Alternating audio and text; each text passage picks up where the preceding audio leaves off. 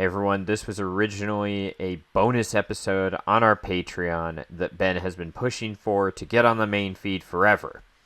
We're not going to be releasing every bonus episode we do. Most of those are going to remain Patreon exclusives. There will probably be one next year. So if you like what you hear and you want to listen to more, go over to our Patreon at patreon.com/WAVpod. We really appreciate it. And I can't stall anymore, so here it is. Nate thought they were done. Now we're finally at an end.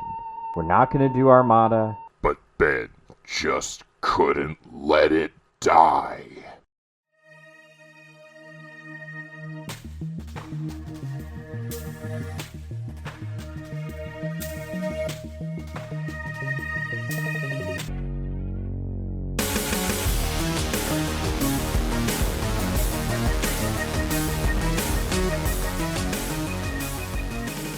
Words about books. I'm Nate. He's Ben. Special bonus episode. Ben, why the hell are we here? Why are we talking about this book? I'm just jumping right in. We are talking about Armada by Ernest Cline. Why? Why are we doing this? I thought we agreed after Ready Player 1 and Ready Player 2, we were done with this asshole. No, you said you were done with him, and I said I was probably going to go read Armada. Because I had to know. Oh, God. I have a controversial opinion on Armada, though. Is it that while you talk about it, Nate is going to drink this sangria? Enjoy your sangria and listen while I regale you with the tale of what may be Ernest Cline's least offensive book. What? Yes. I actually wanted to do this as a mainline episode, but you talked me out of it due to scheduling conflicts. So, I don't know. And I will only talk about Ernest Cline again if I am paid to do so. So thank you, all you loyal patrons. You get to listen to this episode. The reason I wanted to list this on the main line is because I feel like it would be more fair to Ernest Cline if we didn't just, like, if I had anything nice to say about him, it's going to be. I don't want to be fair. Maybe one day Cline. I'll convince you to release it on the main feed. I don't want to be fair to Ernest Cline, ever. Real quick, I do want to talk about, like, we still do the About the Author thing sometimes, and this isn't really rarely. This isn't really about the author, but this is a thing I have noticed. And that is that in the Ready Player One discourse, of which I am a part of, a lot of people have made the observation that if the Ready Player One movie had come out maybe like 5 to 10 years earlier, it would have been a universally beloved franchise. And that it was like really the decline of nerd culture, especially Gamergate, that kind of just torpedoed Ernest Cline's nerdiverse career. Nerdiverse. And I think that might be partially true because... You know what also would have helped is if he actually had plans for a second book when he was writing the first book, so that it wasn't just a half-ass slapdash throw together to get another movie. I'm still bitter, Ben. I'm still bitter that we're talking about this. I sense that, but that's okay. I feel like a lot of the advice we gave Ernest Cline in Ready Player One, now obviously Armada had already been released for a long time, so I can't say Words About Book is credited with the failure of Armada, but this book takes a lot of our advice. Oh my God. It's not good. I want to be clear. It's not good. Okay, all right. I'm glad we're on the same page. It's just better. Well, in ways. Ben, I hate to tell you this. I think Edenverse is better than Ready Player One. I know Edenverse is better than Ready Player 2. Okay, but here's my thing. Ready Player 2 wasn't even a book, okay? But here's my thing. Our narrative on the Words About Books main feed is that Ernest Cline is a bad author who somehow got worse. Yes, what I want to tell you is accurate. There's an interesting wrinkle in his oeuvre. Oh, God, don't say that. Where he got better briefly, and everyone hated it, and so he just got worse again. I honestly think that's probably part of what it happened with what Ready you're Player saying 2. is he tried for Armada. He really, really tried, and then no one liked it or him. And so he was like, you know what, fuck it, I don't even care. I'm just going to shit a book out, and that was Ready Player 2. Is that what you're telling me? Yes. Oh my god. I'm not going to get into it here a ton. I'm going to talk about it a little bit. But I have a whole blog post about how Armada surprisingly doesn't suck. If you really care about the Ernest Cline You do if dives. you're listening to this. This is our 7th fucking episode on Ernest Cline. I would encourage you to check out that blog post because, like, I went deep into why I am confused by the fan response to this. Because in my mind, I don't know what this does. I think I do, actually.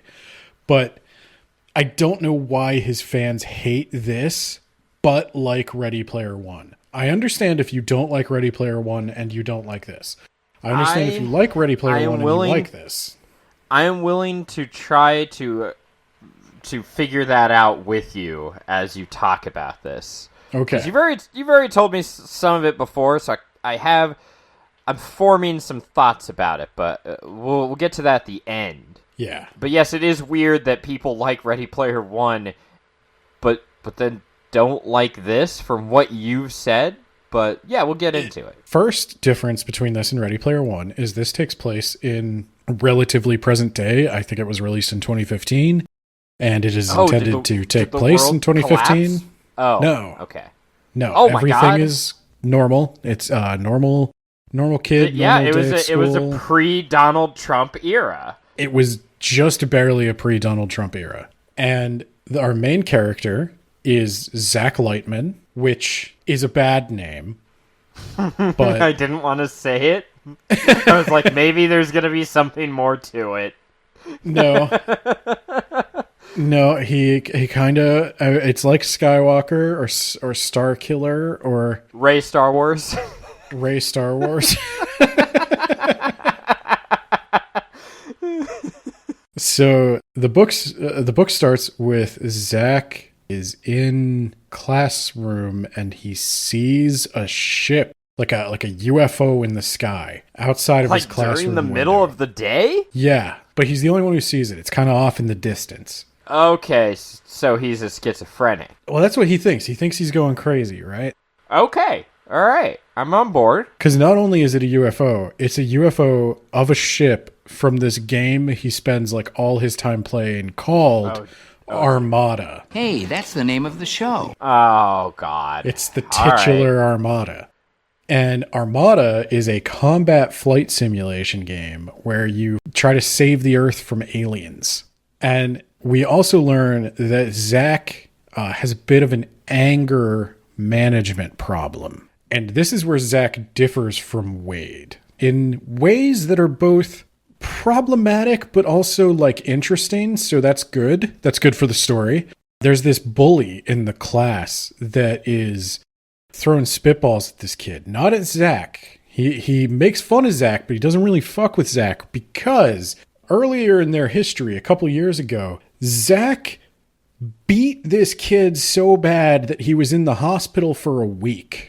And he still made fun of Zach? He tries. He doesn't push it too far because Zach almost got kicked out of school and he knows Zach's not allowed to fight anymore. So like if Zach fights him again, then Zach's life is over. Why am I thinking of a kid who just like picked up his entire school desk and threw it at someone? Zach is so Zach is trying to keep his shit together. Also, Zach is about to turn 18. So this could be like this could be a crime. Charged as an adult felony assault. Yeah, I mean, if you're going to beat a kid that hard, you might as well just finish the job because you're going to jail for a long time anyway, right? I would disagree. I think that's the difference between like 8 years and 25 to life. Words About Books is not legal advice. Yeah, yeah, we Keep are that in not mind. lawyers. Yeah. So Zach stands up for the kid who's getting bullied, and he's like about to fight this kid, and then the teacher finally pays attention because this is all happening just in the middle of a class. What? Yeah, there's that. Okay. The teacher's All right. like, "Whoa, what's going on here? You go to the principal's office." And Zach's like, "Fuck you, old man," and then he walks out and he leaves school because you could just do that. Yeah, that is my experience with school. You could just walk away and they won't send anyone to find you. I guess if you're Definitely like not truancy. I don't know. If you're a kid who punches people, I don't think I wouldn't stop you. Go nuts, kid. Leave. Please leave my school. I'd be like, no, wait, stop. No. We find out that Zach's dad is dead. And that is what this kid said to Zach that made him fly into a blind rage. And He's just like, your dad is dead. No. No, so his dad died in a water treatment plant explosion. So I shouldn't laugh. yeah, so the bully pointed out that his dad was killed in a tragic poop bomb incident, and Zach was. I think this was like, Oh, yeah, wow. yeah. So he threw down like a grade school level insult, calling it a poop bomb, and Zach's response was to elevate it to like almost felony violence. On one hand, I think Ernest Cline has never been in a fight. Juvenile, yeah, he should be in juvenile hall, right? He almost murdered a kid for talking about a poop bomb. So hear me out. Like, obviously, okay, but if somebody's making fun of your dead dad like that, okay, you punch him. You can punch him. I mean, you can't. That's not legal advice. But like, if you were my child and you punched someone who said something like that, I'm just going to say, like, I would give you a very stern, let's not do that again on the way to McDonald's. Yeah. If you just punched them. Now, if you put them in the hospital for a week. Yeah, did he punch them and then he just didn't stop punching them? My understanding is the kid was limp and unconscious and the blows kept coming, which is that's not cool. That's just kind of crossing the line. That's the difference between 8 years and 25 to life. Yeah, that's the difference between misdemeanor assault and felony murder. You stop when they fall down. Again, words about books is not legal advice. So Zach goes from school. He gets in his dad's old car. He drives his dad's old car. The car in which he was conceived. Ooh, that's horrifying. Weird. Yes. That's weird. It's actually a little strange to know that. And I think he goes to his job. Now, where do you think Zachary Lightman works? My first thought is that he's doing community service for beating a child almost to death. But that's probably not what you're going to say. Okay, he got away all with right. that. So my next would be like McDonald's or minimum wage, but that doesn't sound like protagonist Chad energy. That's not an Ernest Cline novel, no. So my guess is he is a telemarketer of some kind. No, he's or not a telemarketer of some kind. Tech support. You're close. Like you're in the right neighborhood. Like he's got like some techie job that a high schooler would not. No, okay. Unfortunately, no. He's a computer programmer. No, he does not have his computer science degree. He doesn't work for IOI. Okay. No, he works at a game store, which it sounds like it's a card store / like Warhammer hobby store kind of thing. But primarily they also sell like video games. It's kind of an everything nerd store. It's run by a gentleman who's on the larger end of human bodies, who the comic book guy from The Simpsons. It is described almost exactly like the comic book guy from The Simpsons. Worst episode except he's not ever. Kind of like, he doesn't have the fastidious nerd stuff. He doesn't insist nobody touch anything, or he apparently is like independently wealthy. He made his money somewhere else, and he opened. So it's basically a ma and pa GameStop.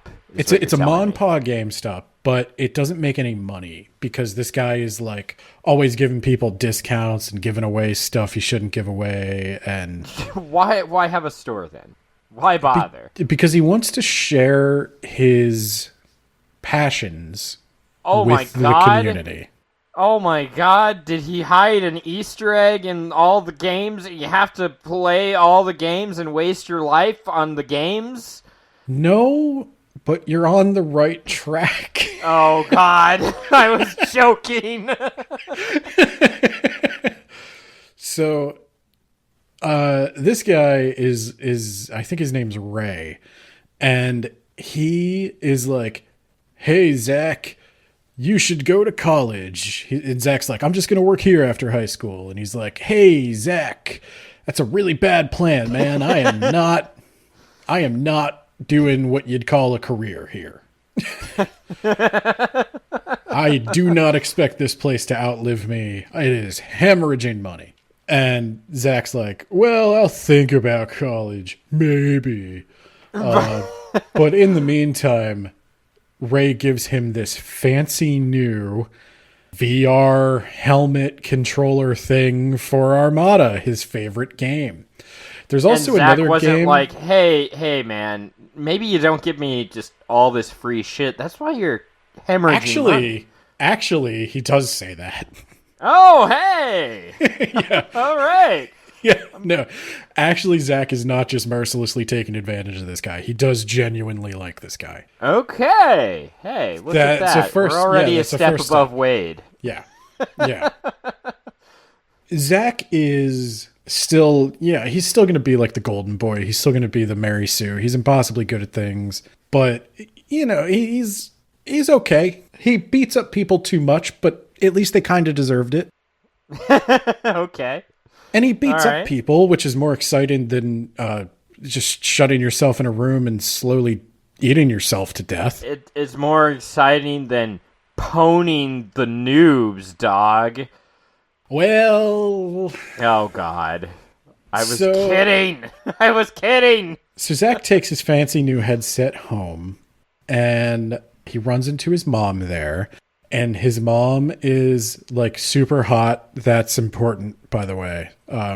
She's super duper hot. Time out. This isn't gonna turn into some weird incest thing. No, it's just like it's like a Stacy's mom situation. Like all the friends want to get with her, and like he constantly gets picked on about his hot mom. Yeah. I'm gonna tell you why that's relevant a little bit later on because this is still Ernest Cline. Like. Oh, no.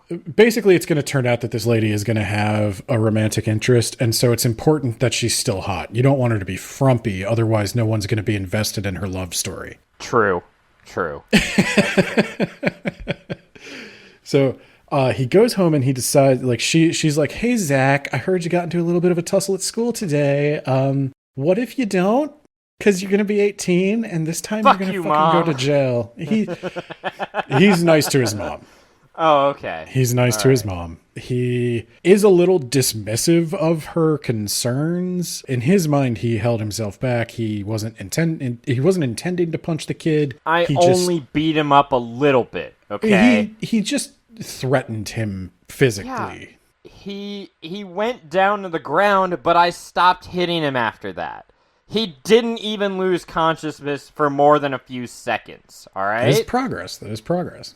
So that's when Zach goes upstairs, I think. I can't remember. And he is looking through his dad's notes. His dad's old stuff is in the attic. Getting some real amazing Spider-Man vibes here.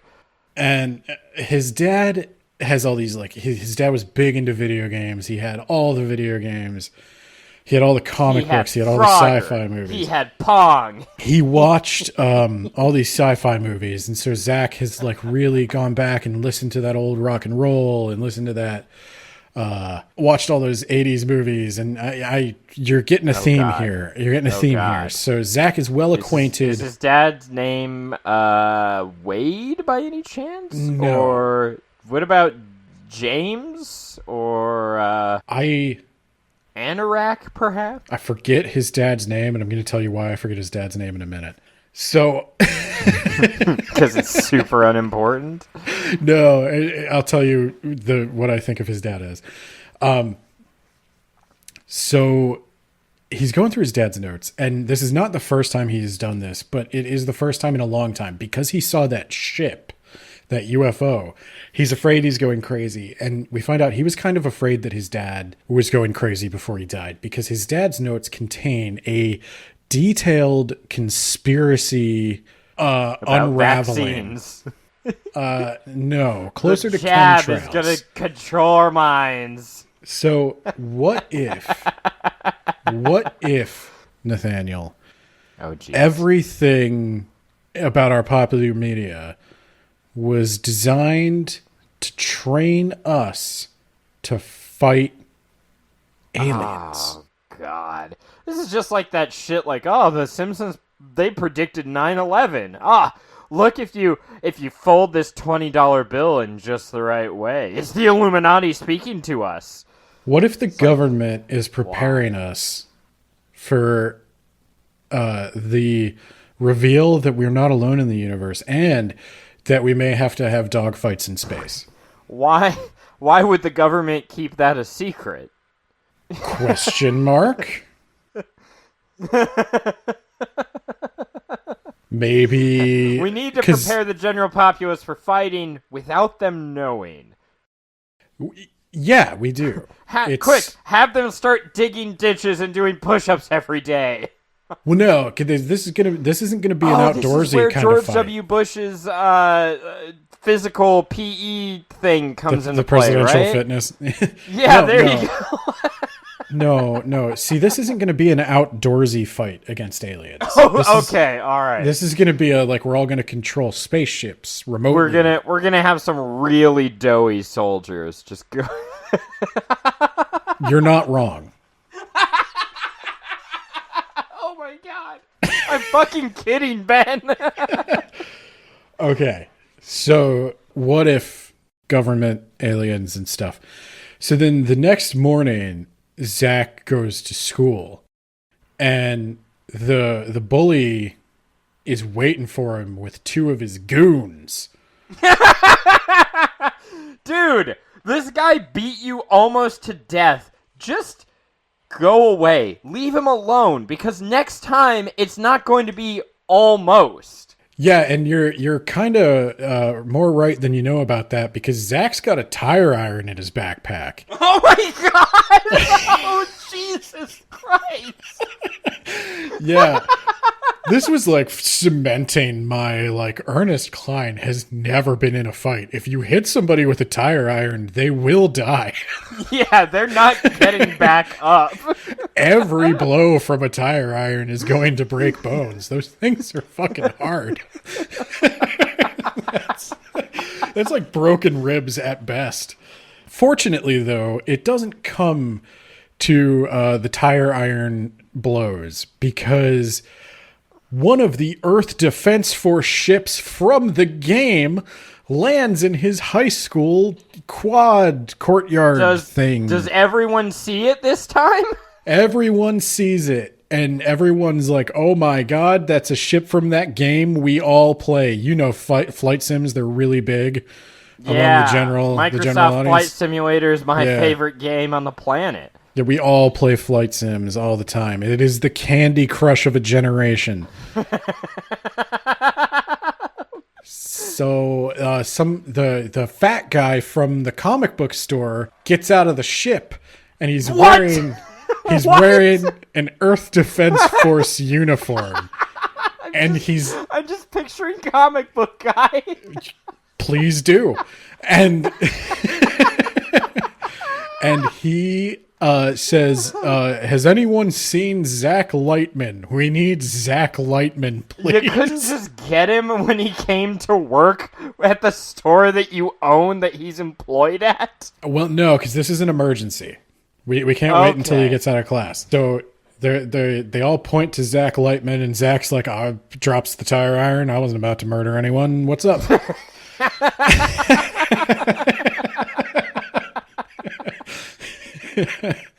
So, can you imagine, though, if he had hit that kid with the tire iron? That would have been like, oh my god, you better hope that record is sealed, he probably, buddy. in Ernest Cline's universe, he probably would have just gone down with a nasty headache. I'm just trying to imagine parenting either of these children. Like, Zach, no, Zach, just take... Please do not commit triple homicide today. No, just take a couple punches from the goons. Like, that's fine, man. Don't worry about it. Like, if 3 people hit you and you hit them back, nobody's going to judge you. But if you hit them with a fucking tire iron that you brought with you, it's going to look like you planned this. Yeah. And you kind of did. Yeah, I assume that the goons also didn't understand how tire irons worked, and like... They didn't see the tire iron. It was in his backpack. Okay. He was about to pull it out on him. Oh, okay. I was going to say, would they not just, like, run away at that point? Like, oh, shit, no, I don't want to die in high school. No, because the other thing is, like, Zach, man, you could have bought, like, pepper spray. Like, there's a million solutions here. You just gotta, I don't know. Anyway, so they get in Zach gets in a spaceship with his boss from the comic book store. And his boss is like, so you probably have some questions. I can answer some of them. Oh, I thought he was going to say, I can answer exactly 3, so picture correctly. So he explains that, it was a conspiracy. This whole time, all the sci-fi stuff, Armada, it's a training simulator. It's an Ender's Game type situation. You guys have actually been flying missions against aliens this whole time, potentially killing real people. It's been a whole thing. It's Ender's Game. It's The Last Starfighter. You know what we're doing here, Zach, because of all the conspiracy, not because I'm ripping it off. It was a conspiracy. And so he's like, Did my dad know about this? Blah, blah, blah. Like, do you know my dad? Like, what? Did they come and take my dad away? He's like, that information about your dad is highly classified. And we're like, whoa. It's all connected, Nate. Oh my god. Yeah, it's Charlie with all the papers on the wall, and he's got all the red arrows around. This or the name keeps tape. Pepe over Sylvia. and over again. Every day, Pepe's mail's It's been getting Pepe sent back to Sylvia me. the whole time. And so they go to Earth Defense Force headquarters, and they get a briefing on the situation.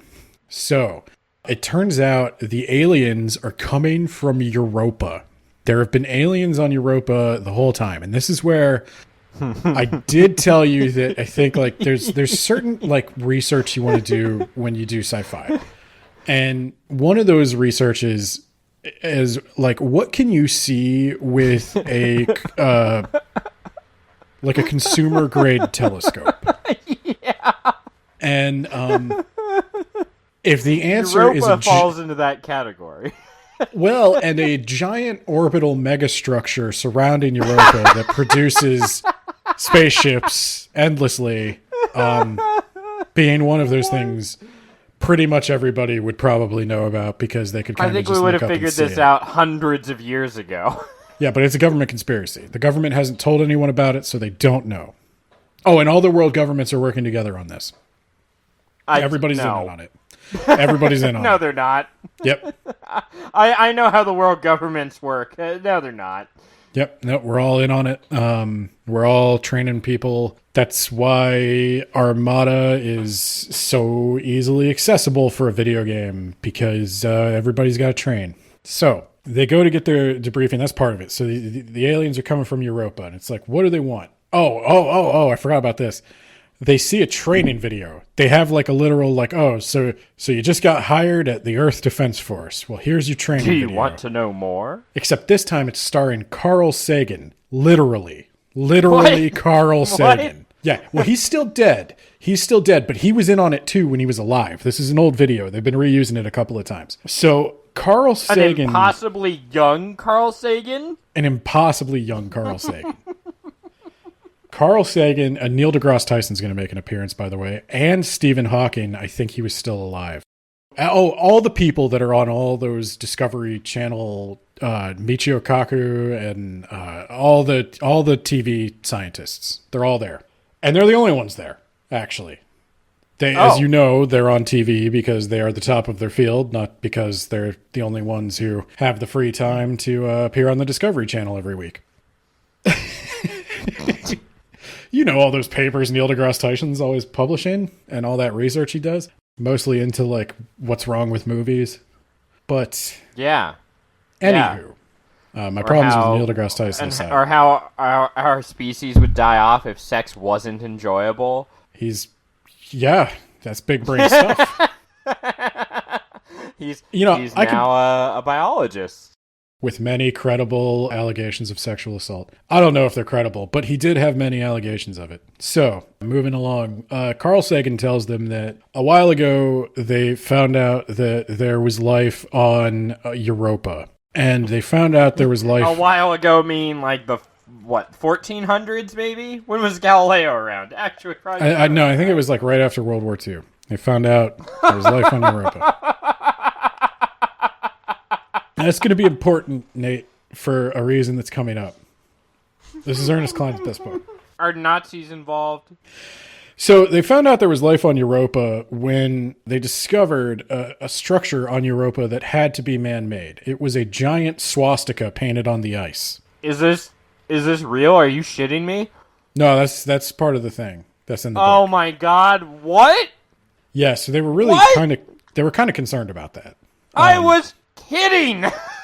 Joking, man. It's Nazis on the moon. Oh my god. Okay, but it's not Nazis though. It's not Nazis though. It was a big misunderstanding. Oh my god. You got that sangria already, right? I've got 3 glasses in me, although they're champagne glasses, so not, yeah. So it's all a big misunderstanding. So it turns out, like, we don't know why Nazis were there. It wasn't the actual Nazis, though. It was an alien intelligence. We don't know why the swastika. So they send a probe to Europa to drill into the ice. And when they drill into the ice... Is that a thing we can do? We've gotten stuff past Europa. We've gotten stuff out of the solar system. We didn't send drills that landed and drilled through the ice, but, you know, we got pretty close. If all the world's working together in a giant conspiracy, we could have probably pulled that off. I'll give them that. So they do that. They drill into the ice, right? And then they get this, like, big message, Space Odyssey 2001 style of, like, you motherfuckers, you drilled into my ice. Now I'm going to kill you. Okay. All right. So they're like, they try to communicate a million different ways. Like, bro, it was all a misunderstanding. We didn't know, like, we didn't even know you were out there. We tried to send radio communications beforehand, but you didn't answer back. He's like, nope, too late. You're all gonna die. That sounds like a reasonable response. In 40 drilled to into my 50 eyes, years. it's time to die. Yep. And so they see that all of a sudden out of the ice comes a giant factory that makes spaceships. And some of the spaceships crash on Earth, and we're able to, like, reverse engineer them, and we're able to start making spaceships. So, like... Okay, cool. Roswell, is that... Yeah, probably. I don't know if they actually reference it. I don't know if Ernest Cline knows about Roswell. And oh my god, so, has he not watched Futurama? Where Fry becomes his own grandfather. Oh yeah, yeah. So they're making spaceships. We're all making spaceships. We make spaceships for like 40 or 50 years, and then out of nowhere, now all of a sudden, for no apparent reason, they actually call attention to this. Shit's getting real. They're sending the whole Armada. You thought that the Oh title my of the book God. was based on the game, but it's actually based on the wave after wave of spaceships that is going to come and absolutely destroy all life on Earth. And everybody's like, even Zach Lightman's sitting there and like, Ernest Cline, this whole book, I'm going to tell you the whole premise of this book. This whole book is based on the thought of like, isn't dogfights in space actually a pretty stupid way to fight in space? And the answer is shut up, it looks really cool, let's do this. Yeah, and Ernest Cline acknowledges that, but like, it's basically like he's the first person to ever have this thought. Like, wouldn't you just throw a meteor at a planet or something? Or wouldn't you throw an asteroid? Like, why dogfights in space? And Because the alien intelligence is Zap Brannigan. Nazis Zap Brannigan in space. just put a pin in that. Just put a pin in that. Oh So my that question god, is I'm right. fucking kidding, Ben. So no, he's I'm not not- Zap Brannigan. He's not Zap Brannigan. I'm saying put a pin in the idea that it's dumb. Alright. All right. Oh so god. Zach Lightman also starts hitting on this girl who is there as well. This is a little interesting. So Zach is 17, and the girl he's hitting on is a genius programmer who works in tech named Lex. And I'm running my numbers here. So it seems like Lex would have a bachelor's degree and have been working for at least a couple of years. I'm pegging conservatively Lex is 25. So, She's a genius, Ben.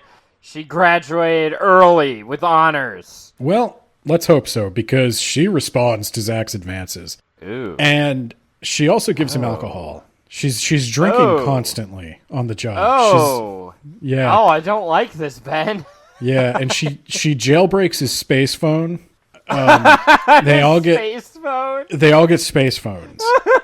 Sounds like the joke from Dragon Ball Z Abridged where just everything is space. Just add space to everything. It's sort of like putting down old Space Yella. No, so they get space phones that they're like regular phones, but Only in space. yeah, kind of actually. Yeah, so she jailbreaks his space phones so that the man can't spy on him, and that's gonna be important later. So then they all get this ultimatum, like, hey, so aliens are coming to attack us in about 15 minutes.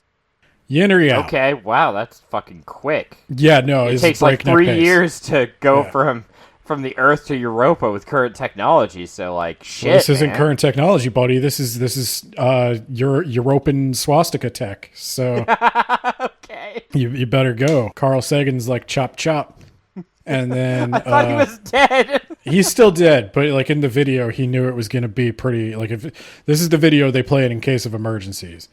I will point out that I both read and listened to the audiobook. And Will Wheaton does a Carl Sagan impression, and that might be worth the purchase of the audiobook alone. Oh god. Will fucking Wheaton. Doesn't he do something like racially uncomfortable or something? He imitates Lando a couple of times. Oh, that's what it was, Yeah. I think. Oh god. So yeah, the 15 minutes, aliens are coming. You all in or you out? This is the video that they recorded specifically for when they are. Well, no, fucked. now they're talking to General Zod or something. I forget his name. And they're talking to I don't even know his rank. Colonel what's his nuts. So Colonel what's his nuts is like, you got to join or you got to Filling me with confidence. get the fuck out of here. And Zach Lightman is obviously like, okay, well, I'm in. I got to know. Like, somebody told me something about, like, if I rise up high enough in the ranks, I'll get information about what happened to my dad. And so And that's all I care about. Can I punch these aliens or hit them with a fucking tire iron? So they all run over to their, like, what is essentially a military grade Dave and Buster's, and they hop in their arcade cabinets, Military-grade and they Dave start Buster's. and they start piloting their Armada fighters. Oh my god, this really... Are there actual fighters in those ships? Yeah. Well, no, Why? there's no, like, the ships are all remote controlled. It's a battle of remote controlled ships against remote controlled ships. Okay. And And the Armada ships are like a rigid AI, so you could fight it in different levels as well. okay, so this is actually like a big combat thing. The Armada ships are being controlled from Europa. They have some kind of Ansible thing that Do gets they around have a Dave and Lightspeed. Buster's over there? Presumably, yes. Okay. They have like these disruptors that can knock out communication. If you knock out the remote communication, then it's some quantum nonsense, and then the only way to pilot them is manually. So there's going to be people in these ships manually, so that there's tension, whatever.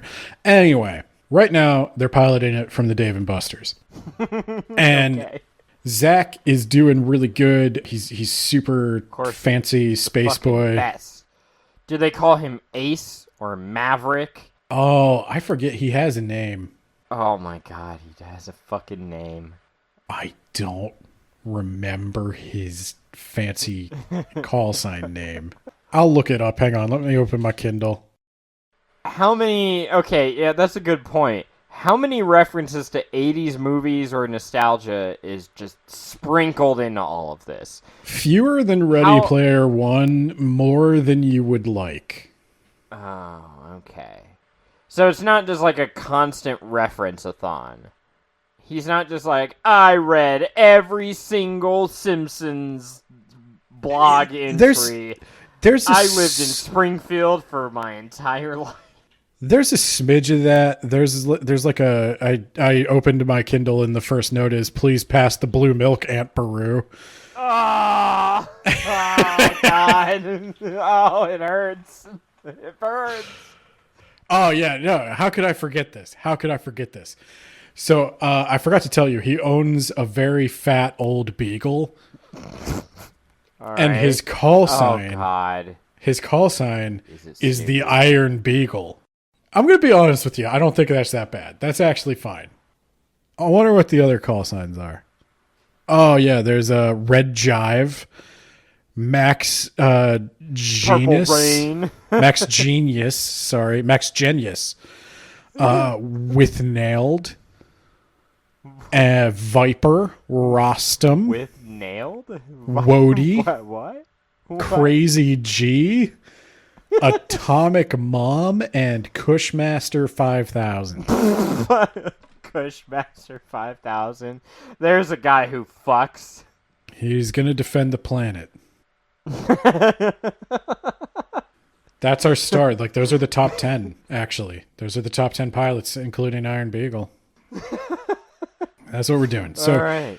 So the Iron Beagle's out there, and he's gunning down aliens, and he's being a fancy space boy, and he there's one alien ship left, and they're like, guys, break off the pursuit. We've got a plan. And Zach Lightman's like, fuck you, old man. I got a plan of my own. And he chases the thing, and it flies into a tube where a bunch of their like unused spaceships are, and it self-destructs and blows up like a huge chunk of their reserve spaceships, which they desperately needed. Zach did this? Zach is the reason it happened. So the general's plan, and this is something Zach didn't know, is that the blast doors for this tube, right? They only open if one of their ships is coming. They're like automated doors. So if everybody broke off, this thing just would have flown into the blast doors and died. But because Zach chased it, it was able to get into the tube. Because he disobeyed a direct order. Now they've lost, It's almost like maybe you shouldn't recruit a 17-year-old without any training to be part of your space army. Who admittedly just took like 2 shots of Jaeger before he went in the pilot chair. Did he really? Yeah, I just told you that. She gave him liquor. I didn't know he did it right before combat. Yes, I thought it was he's taking right the flask. While Carl Sagan is speaking, they are disparaging his memory by drinking and not even pouring one out for my boy. Anywho, so Zach gets chewed out by Admiral, that's his rank, Admiral Archibald Vance. Okay. Archibald. This is a name you would come up with, so I don't even want to hear you judging. I'm judging. I've heard many an Archibald Vance from you. Yeah, but I'm not a published author. Not a real one. Anyway. Yeah. So Archibald Vance is like, you know what, you son of a bitch. You're rogue, Lightman. You're rogue. And You're Maverick. I should have your badge for this, Lightman. I should have your fucking God badge. damn it, you're just so talented. But god damn it, you're just so talented. And besides, I owe someone a favor. And that's when I wonder who it could be. That's when we realize it's his dad. He tells him it's his dad. His dad's alive. And Zach Oh my Lightman's God. like, oh my God, my dad's alive? He's been lying to us for years about being dead. And Archibald Vance is like, yep, you little prick. And I'm sending you to go see him on the moon. Why? Because Why that's is he on the moon? Okay, I'll tell you why they're on the moon. I'll tell you why they're on the moon. There's a reason. So Are there zombies on the moon? no, there's no zombies on the moon. There's just a rabbit pounding mochi. Yeah. That's actually it's pretty good. So the way the disruptors work for the communication, somebody's got to be outside the disruptor to pilot their ships. So like if there's a disruptor used on Earth, they need somebody outside of Earth to still be able to pilot ships. And that's why they have a moon base.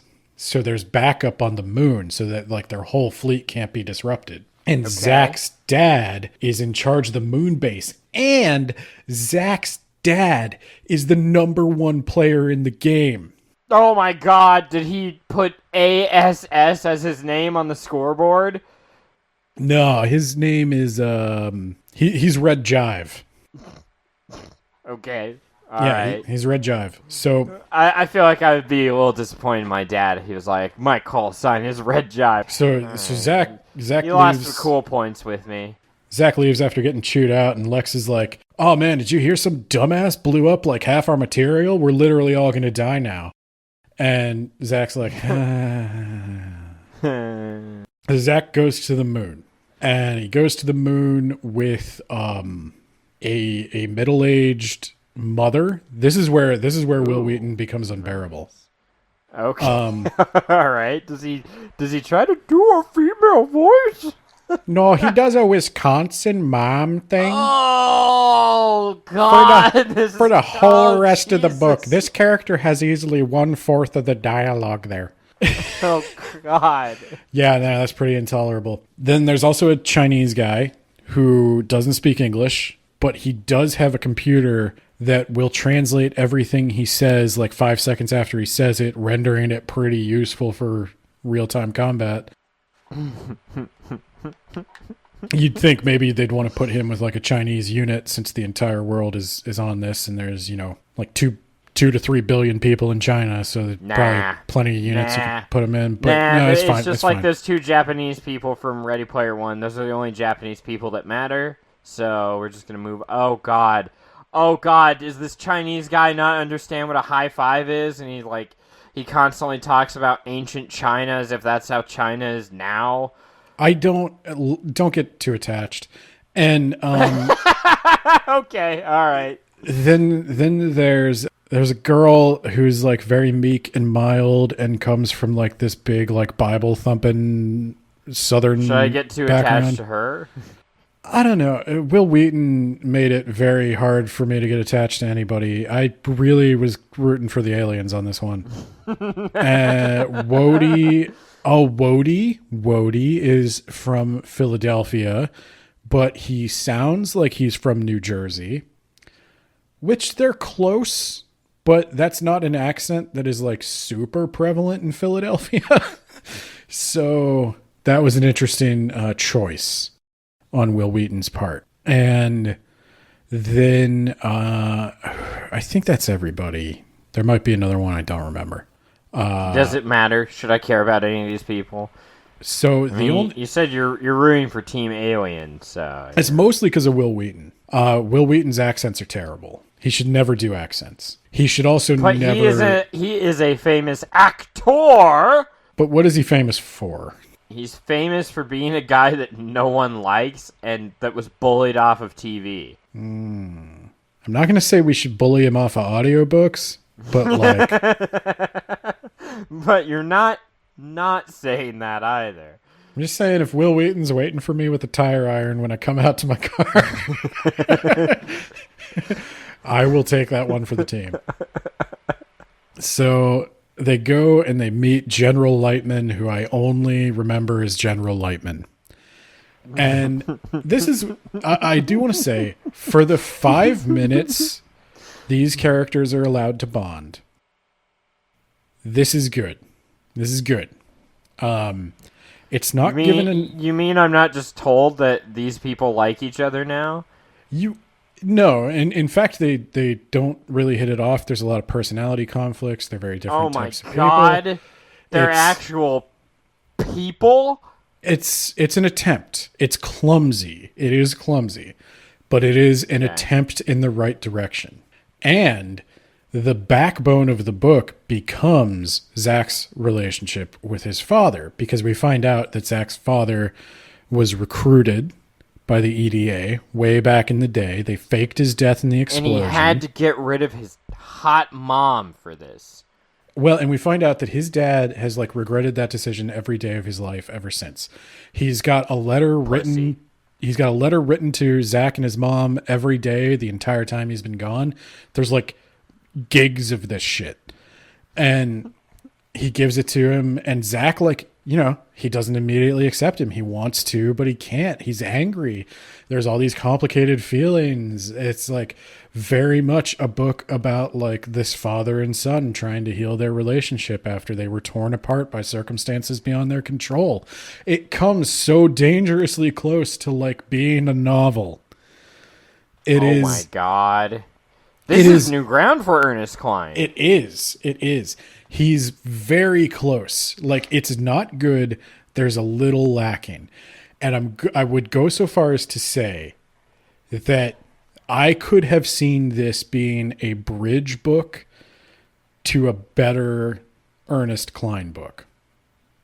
There's still too much reference shit, but he's getting Ready Player 2. Well, he's getting here I want to point out a couple of things. He's getting away from the reference stuff. There's still too many references. Everybody's still a fucking nerd. Everybody's still in love with pop culture. It's annoying. But the video game they play is an original Ernest Cline creation.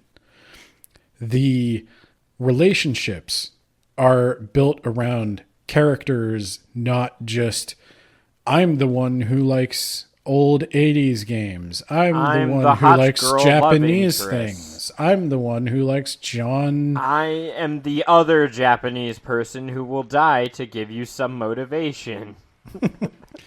I am the sacrificial lamb. You can tell because there's two of me. I am the best friend who turns out to be black and gay and a woman. That's a lot of bang for your buck in the diversity thing. Diversity. Yeah, you shoot 3 targets with one there.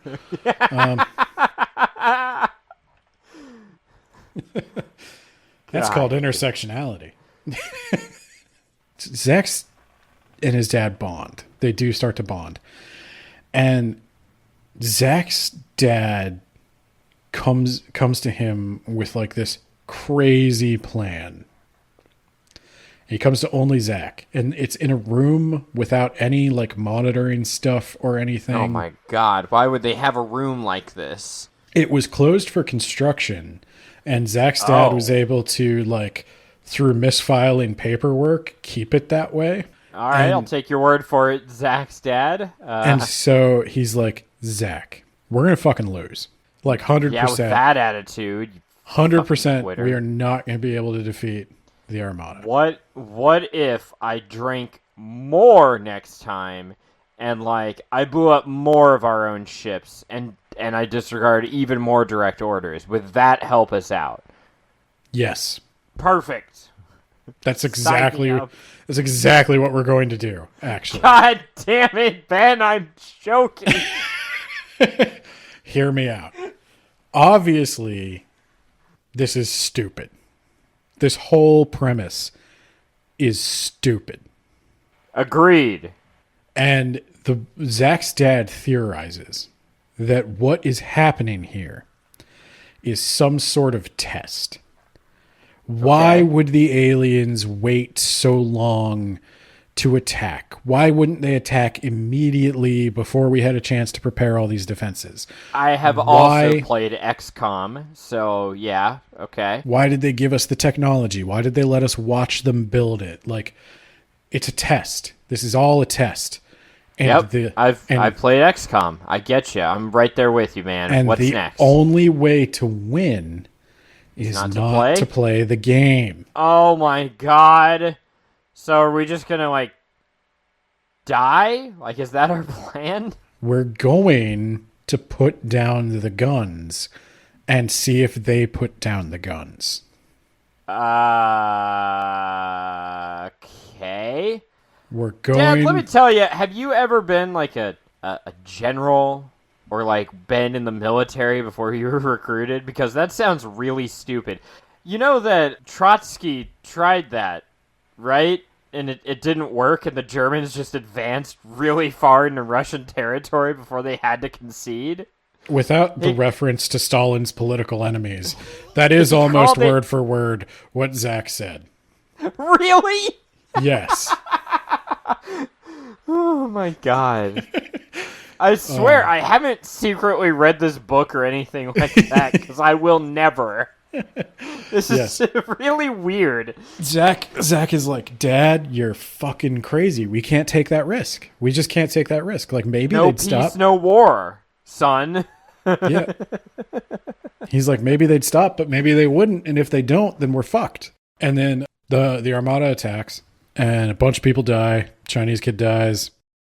Well, yeah, obviously. A British man I have not talked about dies. Oh no! A couple other people. Did he at least look really cool when he died? He did. I think he did shtup Cushmaster 5000. There was a gay romance. Yeah, Cushmaster fucks. Okay. Yeah, I told you he did. Yep. And I assume that the British guy died singing "God Save the Queen." No, screaming. But what a pussy. We really let the British Empire down. No wonder the Empire's falling apart. They go back to Earth and they're fighting, and like they do manage to beat the first wave, but the second wave is coming quick. Okay, does all of Earth know that this is happening by now? Yeah. So now there was a broadcast that they need pilots. Every single one of these machines needs to be piloted individually. So every man, woman, and child on Earth with a device that can connect to the internet gets online and grabs a machine, and they all join the fight to save humanity. We have the ships. We have the weapons. We need soldiers. What? Yep. I thought most of their ships were blown up. There's a lot of ships, man. But then what's the problem? Also, some of the ships are Gundams. Okay. I don't know. It's a story about family, Nate, so don't worry about this too much. Basically, there is a kind of an attack we're going to launch on the aliens that is going to ensure our mutual destruction. Okay.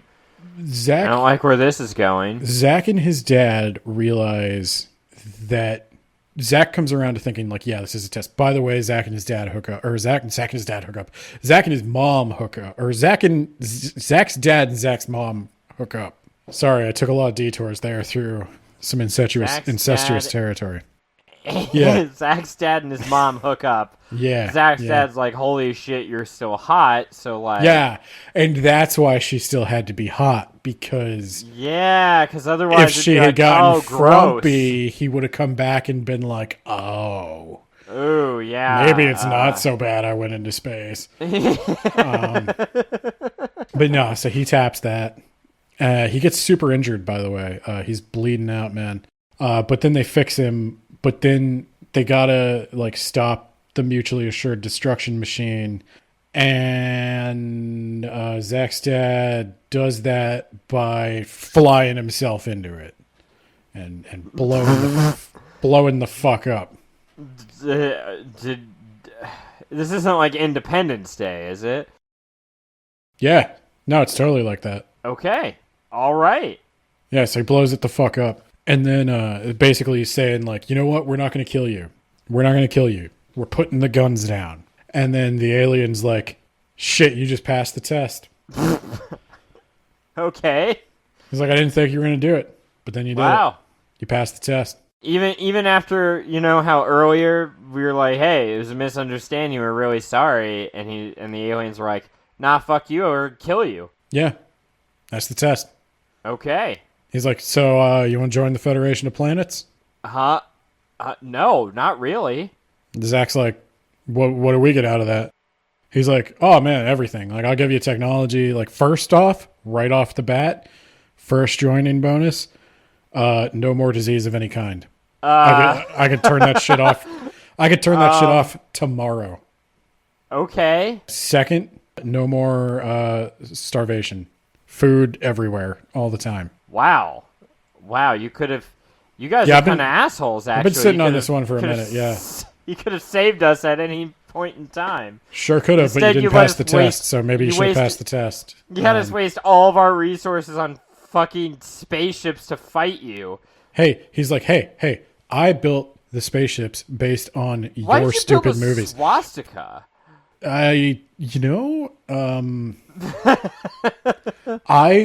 the big reveal here is that the alien is testing us. He's given us back what we sent out.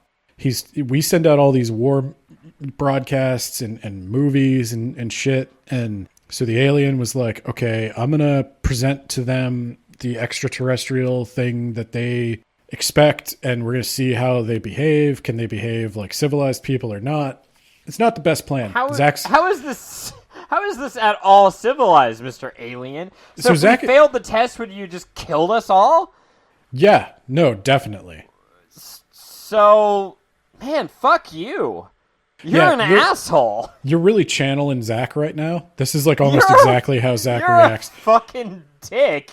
Yeah, Federation I'm also of Planets, go fuck yourself, dude. Okay, so you don't want immortality and the end of world hunger? You're just going to pass on that? What I would prefer is if you would just kill yourself and save me the trouble. And you coming at me like that? You coming at me like that? Or if you just put down your guns? I got more guns. Here's your deal. There's a carrot and a stick here, Lightman. You take the fucking immortality pills. All right, here's my plan, right? I'll take your immortality pills, and in a few generations, we'll be strong enough to just kill your entire race. Let's do it. That may be what Zach's thinking when he accepts the offer. Zach is understandably upset. He just got his dad back, and then his dad died.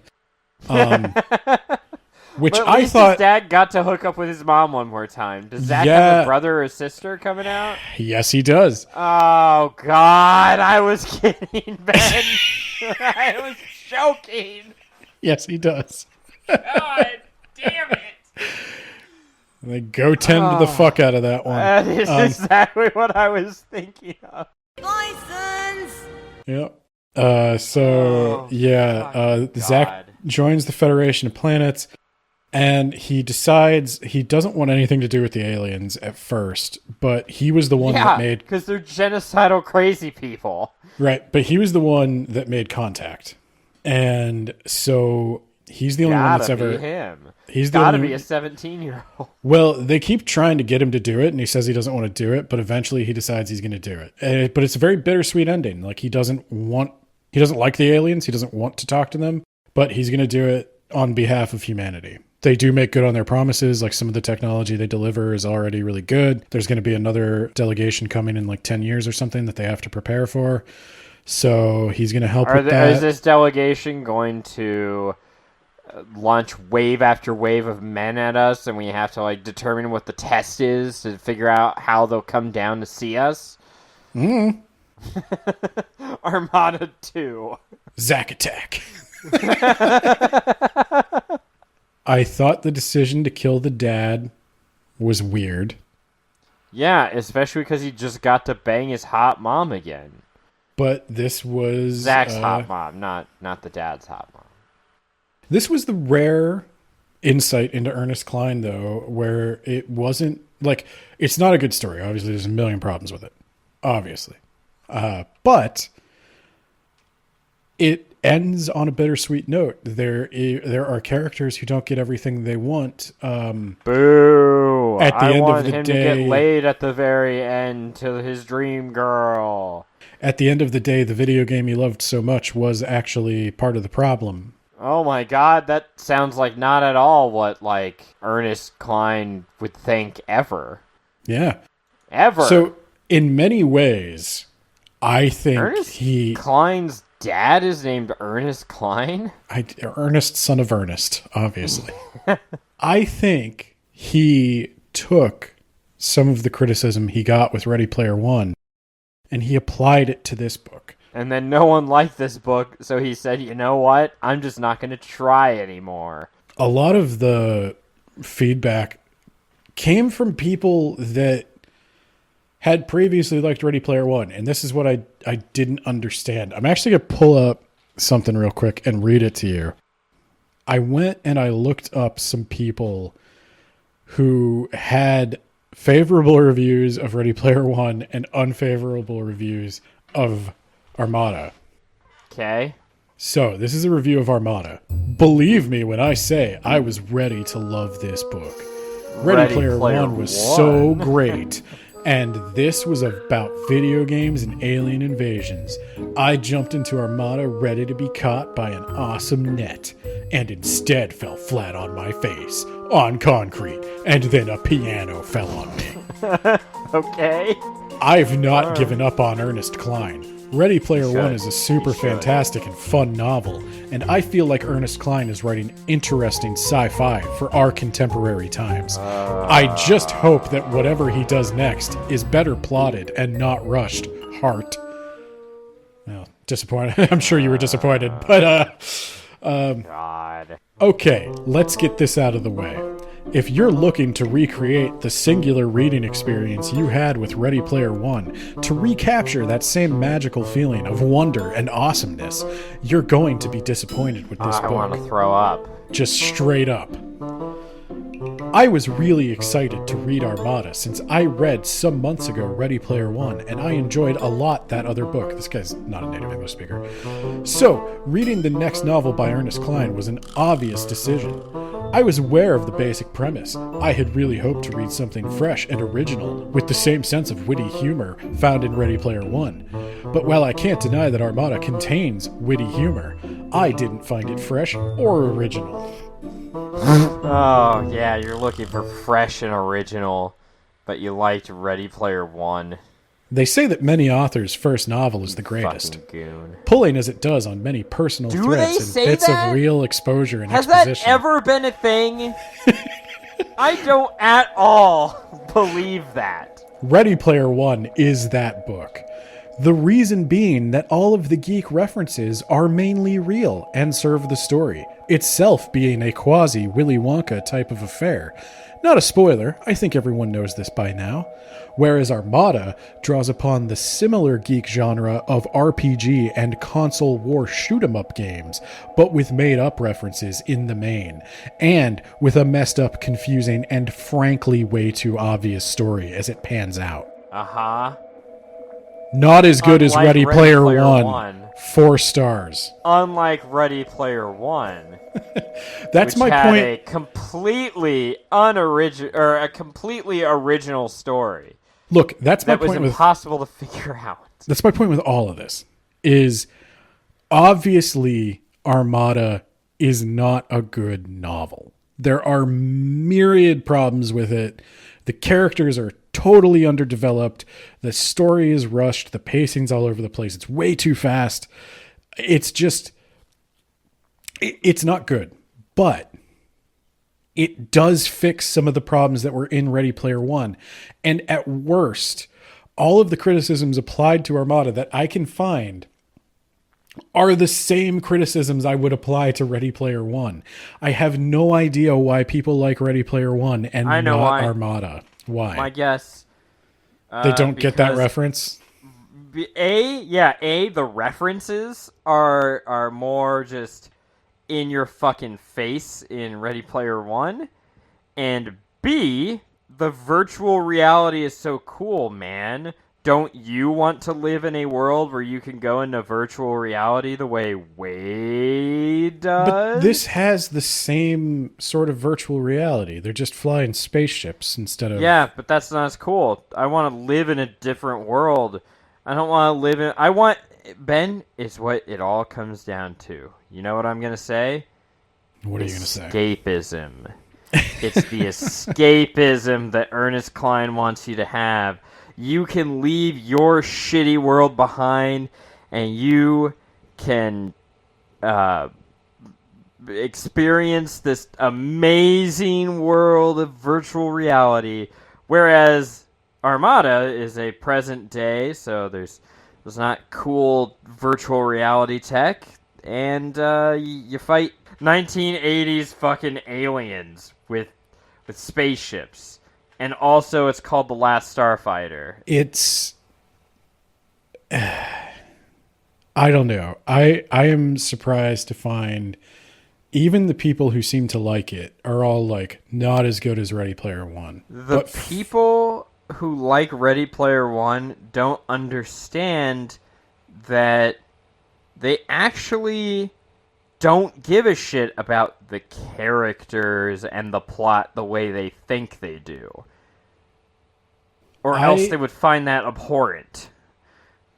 I am hoping that one day we can release this episode on the main feed. Maybe on Ernest Cline's birthday. I'll have to find out when it is. But I genuinely I wanted to talk about it because he was doing better. This is a story about characters. He hasn't written anything since Ready Player 2. There's no indication that he's going to write anything after Ready Player 2. Well, it all depends on if he gets a movie deal, Ben. He's not. He's not going to get a movie deal. If Ready Player 2 does not give him a movie deal, then why bother? Ready Player 2 costs Avatar budget to make, and it's not going to make that much money. Nobody cares about Ready Player 2. Gamergate killed that kind of nerddom. It's over. Ready Player 2 is over. And I think Ernest Cline recognized that when he wrote Armada. I think Armada was a step in the right direction. It's a genuine shame that... But it doesn't have all the cool references. That's what I'm here for. I want to know how this guy has experienced the world of Springfield. He's lived there for years, Ben. He's not just watched all the episodes of The Simpsons 400 times, but he's been there. He's lived in that house with Marge and Lisa and Homer and Maggie and Bart. See how I named all the characters? That's how you know I'm one of you. Name the pets. Snowball and Santa's little helper. Snowball 2, Snowball 2. Son of a bitch. Yeah. No. I want to give him a little bit of credit because I think this was a step in the right direction, and I think he got shit on for it. And so he went back and tried to give them what they wanted, and then he got shit on for that. I don't think he was trying to give them what they wanted. I think he was trying to get another movie deal, and he was just like, fuck it, I'm not going to try anymore. Well, why would he? If these are his fans, why would he? That's my thing. Number one, that's on him for cultivating a shitty fan base. That's number one, okay? Fair. And, you get nothing but neckbeards, that's the response you're going to get. That's number one. And number two, just keep improving your craft. Just keep getting better instead of like, I'm just not going to care anymore. Or just don't write the book. That's another option. I think if you are a fan of Ernest Cline, who has been offended by our coverage, you're probably not a patron, so you're not hearing this. But yeah, that's right. Suck my dick. If you were a fan of Ernest Cline who has been offended by our work, you should at least put together like a clip episode of this to tease. I'm going to. Yes, yeah. that was my plan. Because okay. I want people to subscribe to the Patreon. Help support our show monetarily. $5 gets you the full episode. My plea. This can go in the clip show. My plea to Ernest Cline fans. I'm not one. I can't do this for you. Give Armada a second chance. This is this guy's ticket out. He needs to do this, but better. He finally... There is probably a way to work his fucking nostalgia into this. Like, he's... You know what I said in Ready Player One, where there's a way to make people care about your nostalgia, you have to show me why it's important to you. And the problem with Ready Player One is the reason it's important to you is because you could win like $10 trillion if you know it all. That's not very good. In this, the reason is still dumb, but the reason is at least because it's the only way I feel like I can know my dad.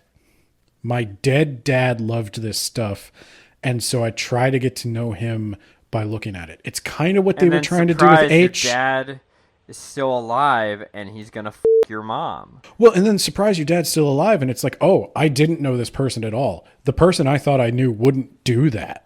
He wouldn't lie. Oh my god! And I like that's a novel. That's a human story. You're so close. You're so close. I could taste it.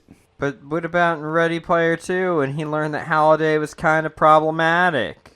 Yeah, there's no good way to write that where he didn't already know Halliday was problematic. Like, no good person didn't know Halliday was problematic. That's like looking at Elon Musk and thinking, like, not a single change.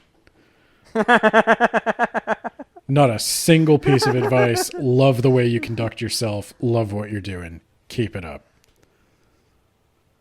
If you're one of those people or you know one of those people, they're bad people. All right, Ben, you know what? Bust out the rubric. Bust out the rubric? All right, I'll bust out the rubric. Yeah. I need to know objectively where this stands. I think I already did bust out the rubric on my blog post. Let me see. Yes, I did. Okay, I have this ready for you. All right. Okay. Check out blog.wordsaboutbooks.com for all of your words about books related stuff. Yeah, the article, I'll link to it on the Patreon, but the article is Ben read Armada and you won't believe what happened next. Great clickbait. So, the first category, content and ideas. I gave this 3. Oh my god. Clear ideas, plot points are present, but maybe underdeveloped or unoriginal. Definitely unoriginal, definitely underdeveloped. The father and son narrative needs more work. Obviously, most of this is cribbing off The Last Starfighter. It's explicitly stated in the book that it's cribbing off The Last Starfighter. The idea of a government conspiracy is close to making this original, but they don't make much effort to hide the conspiracy. So it's a little lacking there. But in general, I don't think he failed to develop anything. I don't think he's rambling. I don't think... Oh my god. Yeah, I don't think it's terrible there. Organization and structure. Again, that's another 3. The organization, this one, it's mostly relevant, is the pacing. The pacing is a bit too fast or too slow. It's too fast. Everything in this book happens at breakneck speeds. It's just bam, bam, bam, bam. Literally, the book takes place over the span of a couple days, maybe a week or so. Jesus, really? Yeah. It's like as soon as he gets called up, like the invasion's happening. So he spends maybe a week or 2 with his father on the moon base preparing for the next wave to come in, and then his dad dies the next day. So it's like, but at least he got to hit his hot mom, right? it needed a lot more time to breathe. None of the other characters are developed, none of them at all.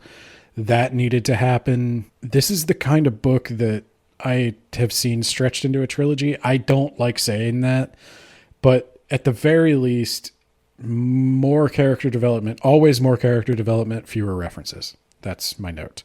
But step in the right direction. Pacing, if you're going to be too fast or too slow, I err on the side of too fast. It got in, it got out. Just like his dad. Use of language. This is a rare 2. Okay. I was actually going to ask. I wondered if this was going to be average or not, because Ernest, his writing is very bad. His writing is very plain, and just its description of stuff. It's so not. Yeah, go on. We categorize 2 here as language is used correctly, but the word choice is simplistic or repetitive, limited vocabulary is employed relative to the intended audience. And that is 100% what's going on here. This is all stated very bluntly. The prose is not good. You don't read an Ernest Cline novel for the prose, but also very repetitive, very referencey. You're not relying on your own writing. You're relying on the memory that various corporate properties conjure in other people.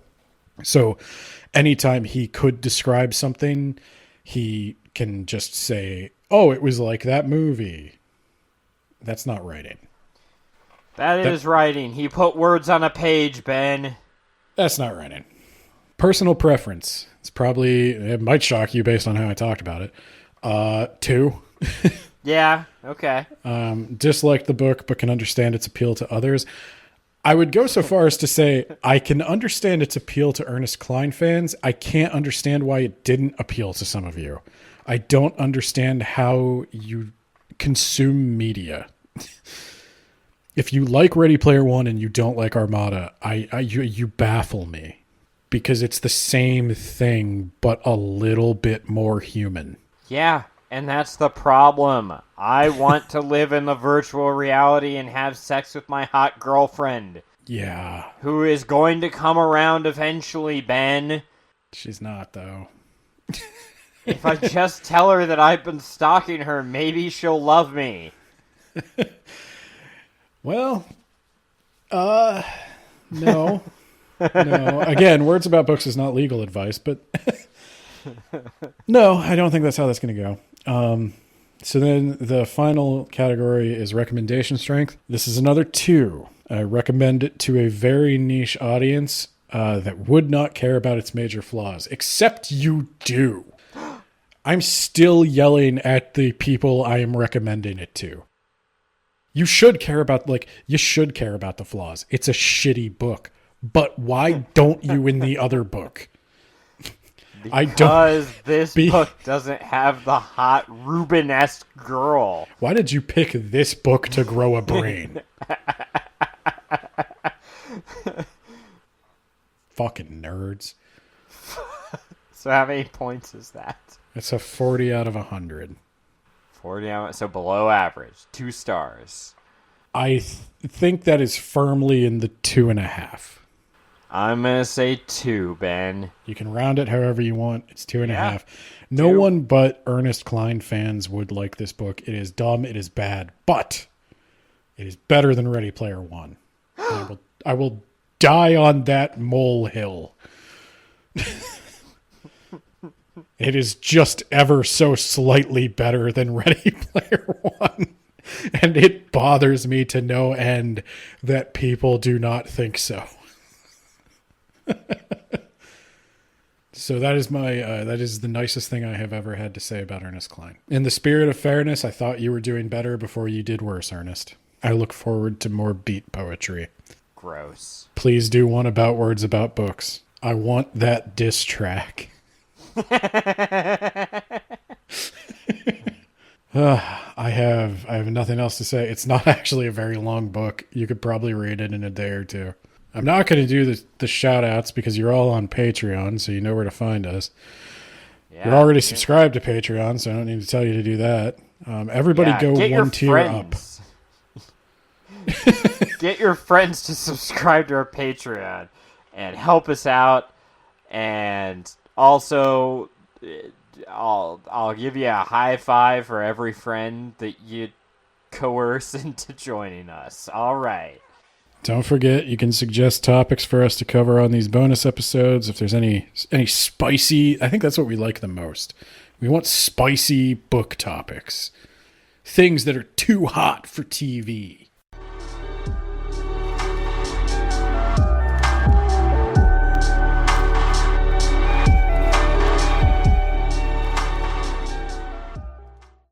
Oeuvre.